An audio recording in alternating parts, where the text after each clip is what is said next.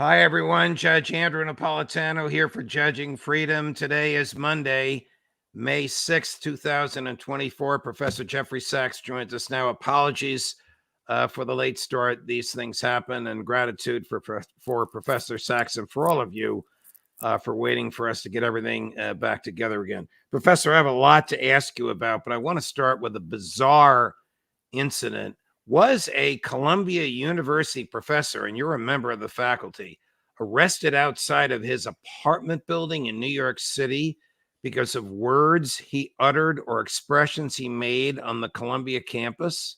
Well, a little bit worse than that. Yes, a Columbia professor was arrested right outside his home because he lives across from the campus and he stepped outside to observe the police raiding the campus, called by the university administrators. I think he took out his camera to record the events and he was promptly arrested. Not only was he arrested, the university, apparently, from what I hear, did not reach out to him. And when the media made inquiries, was one of your professors arrested? The university's response was, talk to the NYPD. And the NYPD had no comment. I found all of this absolutely startling, that a university would show no interest, apparently not reaching out personally to this professor, much less responding to a media inquiry about what has happened to a professor arrested on the street. Why do you think authorities, the governor of Texas, the mayor of Los Angeles, the mayor of New York City, the president of Princeton, whom you and I know was a constitutional scholar, why do you think they have come down so harshly on these demonstrators? Well, it's a little bit like the McCarthy era, which is everybody's afraid of the Israel lobby. Everybody is afraid of Congress, which is afraid of the Israel lobby. Everybody is afraid of stepping out of line. No one wants to talk. The administrators are absolutely groveling in front of demagogic Congress people and donors to the campaigns of these Congress people and to the universities. So we're just seeing a rather brute exercise of power at play, but it's shocking. It's as if there are no norms. Nobody behaves as one is supposed to behave in a free society. Nobody right now. This is not the way a democracy, which is not just majority rule, but individual rights. And the foremost among those rights is the freedom of expression. This is not the way a democracy is supposed to work. Israel's not a democracy. And now its authoritarian impulses are showing that the United States is not a democracy either. We're seeing thousands of students being arrested across the United States, many faculty being arrested, campuses being raided, demands for worse coming down on people who are peacefully protesting, students getting roughed up. It's very, very distressing. By the way, it's not only the US right now, in Europe, absolutely normal, one could say academic or whatever, political seminars, workshops on Gaza or on Palestine are being closed by the police in Germany. There was a recent high-profile case because many internationally known individuals were stopped at the border, stopped at the airports, told you cannot enter the country. And as this proceeding was taking place in Berlin, the police raided the premises. It was an evening event about Palestine, which is being slaughtered right now. And the police just raided it, shut it down. This is happening all over Europe. It's happening over the United States. These are the supposed Western values. Why? It's ugly. Why is it? And I realize I use the word democracy loosely. We're basically a constitutional republic, theoretically, but the whole purpose of the Bill of Rights is to restrain the government from interfering with the rights that we have as human beings. And foremost among those rights is the freedom of speech.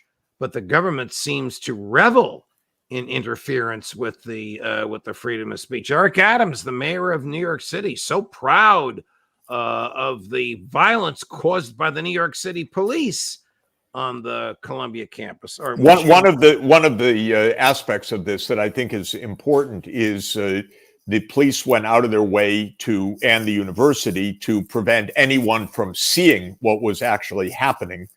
And then we know from student reports that the students were roughed up as they were being rounded up. Some pushed and kicked down the stairs, we're told. We know now because the NYPD acknowledged it. One of the policemen fired his weapon accidentally, we're told. All of this was deliberately kept out of sight. This is why this particular professor was arrested. He was filming just on the street in front of his house. You're not allowed to do this.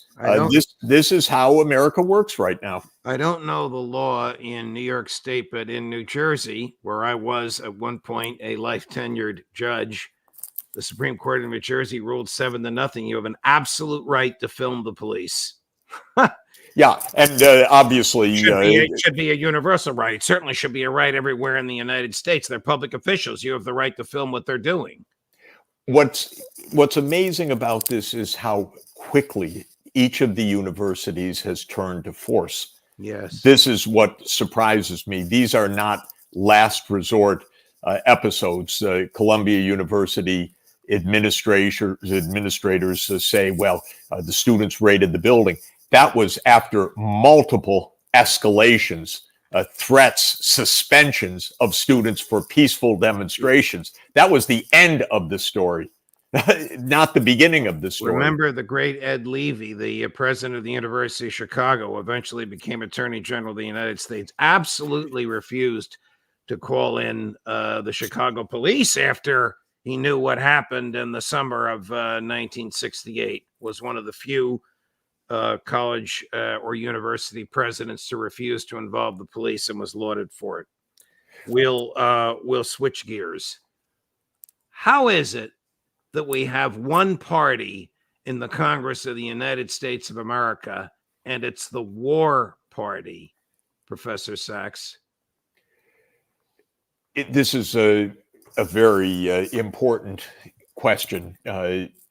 And not so easy to understand. I feel perhaps that historians will look back and explain to us that sometime in the second half of the 20th century, what was the formal structure of a republic became a militarized security state. Of course, the most famous transformation of this sort was the change from the Roman Republic to the Roman Empire, which took place basically from the time of Julius Caesar to his successor Augustus and the Civil War in between. And what was a republic with republican institutions became an empire. And I wonder whether this is essentially what has happened to the United States. We've become a security state. Most of the relevant documents of government are confidential. The government works overtime to keep facts away from the public. The mass media has rolled over and is playing dead. The New York Times has no relevant information for us day after day because all they do is repeat unnamed official sources. So I wonder whether this is not actually what transpired, and that what we're seeing is the realization of this. But both parties get briefed by the CIA and they fall into line. You watch the pictures of presidential decision-making More often than not, it's the CIA director talking and the president listening. Our government operates by secrecy. It operates by overthrowing other governments in deniable operations. I won't say covertly because they're out on the street, but they're denied. So everything is a bit of a lie about what we actually do. We don't know almost anything that we need to know to be responsible citizens. Are there American soldiers operating in Ukraine right now? Probably yes. Do we know? No. What kind of military operations, intelligence operations, other operations are they engaged in? We do not know. We don't know about NATO troops in Ukraine right now. We are not told. All of this is highly confidential. If something leaks, someone goes to jail. But we're supposed to be citizens. We're supposed to be making judgments about these things. Of course, both parties vote overwhelmingly for war. Both parties vote overwhelmingly to support the security state. Both parties vote overwhelmingly for formulations for the government to spy on us. And both parties, and it is both parties, are calling on the university administrators to crack down, and I mean that physically, crack down on the heads of these protesters. This is coming from letters from Democratic members of Congress. It's coming from Republican members of Congress. It is one war party. It's a sorry state of affairs, and it is, as you said at the outset of your comments, the transformation of the American Republic into the American Empire. You've been warning about this your entire professional career. The number of coups perpetrated in secret, the number of governments overthrown, the number of wars started, the number of military bases around the world. I'm sure Lloyd Austin, I'm sure no one in the Defense Department could name all 1,000 military installations that the United States owns or operates or occupies around the planet. You know, Judge, we cannot get the most basic information right now. And I've seen close up things that I mean, I've seen them for a long time. Once a president of Haiti, President Aristide, said to me, Jeff, they're going to take me out. I'm a little naive, said, no, we're going to work on this. And sure enough, one day, the CIA essentially marched him out to an unmarked plane, stuck him in the plane, and flew him, I think it was 23 hours, to Central Africa. It was a coup in broad daylight. I knew the beat reporter of the New York Times. I called her. I said, where's the story? She said to me, Jeff, the editor's not interested. Wow. A coup in broad daylight, the editor is not interested. A coup perpetrated by the government of the United States of America in broad daylight, and the editor of the New York Times was not interested. That is correct. And we have had a pandemic which has claimed about 20 million lives. There is reasonable cause, let's say, to believe that this emerged out of research funded by the National Institutes of Health. You cannot get this information. The government is closed down. I was speaking to one of the leading authorities about this just yesterday, and the pessimistic conclusion was, well, the intelligence agencies know what happened, but we're never going to find out. That was the guess of this one of the top experts in the world on this. Because nothing has to be explained to the people at all. We are on a path to World War III right now. Nothing is explained. Nothing is told us, and we have no choices. We're not offered any choices.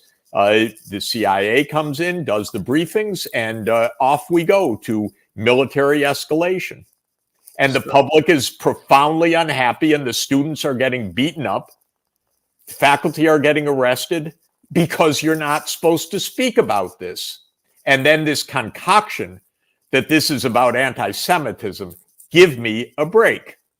I'm a Jewish professor at Columbia University. This is not about anti-Semitism. This is about a slaughter that is taking place in Gaza right now, and the American people don't like it. They don't like our complicity in it, and they are protesting it. That's what this is about. But we don't behave in any reasonable way right now, even to discuss these things honestly, to know the facts, to have hearings where our executive is called to account by Congress. This was one of the fundamental roles that Congress was supposed to play. It's laughable to think that this is how anything works right now. It doesn't. I know it doesn't. There is no accountability whatsoever. There are closed door briefings. And then if you approach a congressman or senator, as I often do, they say, well, Jeff, I'm just not supposed to talk about such matters. I'm sure you understand. In the meantime, we have our NATO allies talking about moving troops to Ukraine and Russia entering tactical nuclear drills right now. This is crazy. This is what you read about on the path to World War I, when a few people decided the fate of the world. And we had made a claim that because we are a republic, it couldn't happen here. But starting in 1947, it has been happening here repeatedly. That's the year of the National Security Act. That's the year when we went secret. And now we cannot hold our government accountable because everything is confidential. The International Criminal Court sent investigators to Gaza to interview physicians, health personnel, and victims of the Israeli slaughter, and they brought that data back to the court in Brussels, and the court is considering indictments of Israeli Prime Minister Netanyahu, his defense minister, and the chief of the military. 12 Republican members of Congress, sounding like they were mafia dons, except the mafia would know not to put this in writing, said, "Target Israel, we will target you. If you move forward with the measures indicated, we will move to end all American support for the courts, sanction your employees and associates, bar you and your families from the United States. You have been warned. An attack on Israel is an attack on," you ready for this, Jeff? "The sovereignty of the United States." One of these senators is a graduate of Harvard Law School and clerked for the Chief Justice of the Supreme Court of the United States. I'm appalled that they would say this. I'm appalled that they would think it. I'm appalled that they would attempt to use their legislative authority to interfere in an international court, something over which they have no lawful jurisdiction whatsoever. Yeah, Christopher Van Halen, another senator, said specifically, this is the language of the mafia. It is completely disgusting coming from the U.S. Senate, the greatest deliberative body in the world. It is a shame, but there are no standards right now. We're in a thuggish time. We are at war because we do not entertain diplomacy at all. There is no talk of peace anywhere. There is only talk of military escalation. We have nuclear drills by the country, together with the United States, that has the most nuclear weapons in the world. We're crazy the way we're going right now. This is a disgrace of the Biden administration and the people in that administration who do not have any language of negotiation whatsoever. But I'm afraid that this is both parties, and we're in a spiral, and the American people are simply being left out of this story. What kind of sense does it make for Secretary of State Blinken and Speaker of the House Mike Johnson to call Russia, China, and Iran an axis of evil? What does that do? What damage does that do to efforts to try and keep a lid on things? The United States has sent armaments to Taiwan, which is part of China, by U.S. agreement and diplomacy. The United States has stationed troops on Kinmen Island, part of Taiwan, which is part of China, as per U.S. diplomacy. Blinken went to China a few days ago, and every single day since, the U.S. has put on sanctions, threats, warnings, calls with our so-called military allies in East Asia. We are on a warpath. What are we possibly thinking? They do not know how to keep diplomacy one day to the next. And there's an editorial in one of the leading Chinese government outlets saying, we don't understand. Your Secretary of State came, I think it was probably about 10 days ago, if I have the count right. And then this editorial outlined every single day since then, it has been nothing but unrelenting hostility from the United States towards China. And of course, everyone's cheering in the Congress over this as well. This is, again, bipartisan. What are we thinking? We want to destroy the world? We don't honestly want to have discussions? No other countries have interests? Only the United States gets to decide who does what, to whom, and when? And only the United States can put on sanctions, and only the United States can decide who the ICC does or doesn't indict? This is a kind of madness right now that is leading us closer to doom than we can recall in our modern times. What kind of sense did it make for Janet Yellen, the Secretary of the Treasury? This is crazy. For chastising China for over manufacturing. What is she talking about? I communicated with her because she's a friend and my teacher. And I said in public that this whole concept, if the United States wanted to say, you know, we're 20 years behind you, China, while we were having wars in Iraq and Libya and Syria and Ukraine and trying to overthrow governments and doing all the things we're doing and running up a massive debt. You, China, were building the biggest industrial capacity in the entire world.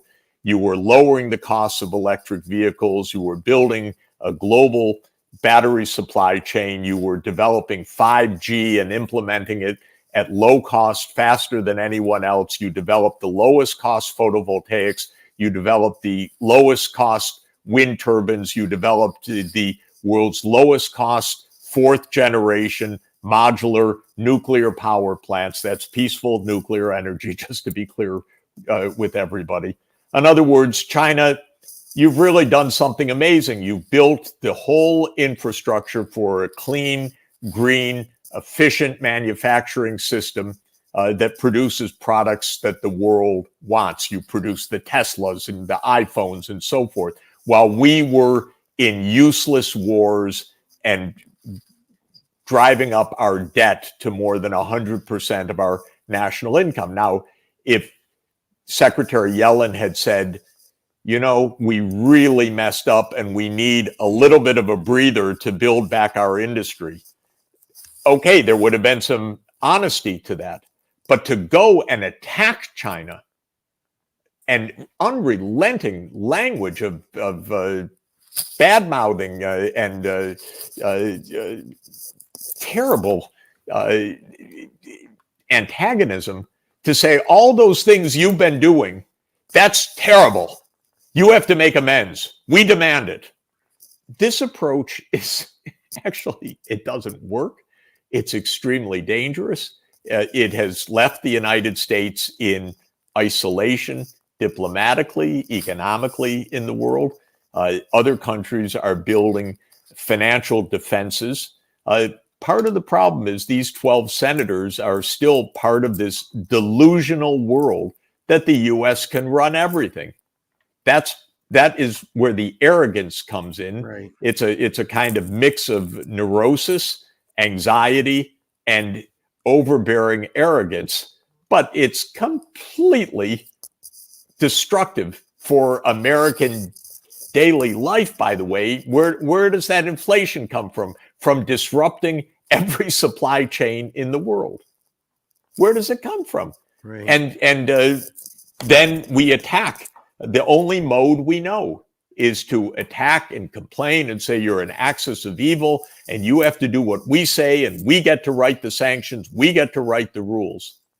You know, one of the things I've been looking at, the U.S. claims that we lead the rules-based order. It's a fascinating term because that is a farce to suggest that we lead the rules-based order. But what's very interesting is the U.S. says it really nonstop, and it writes it, but it never defines what the rules are.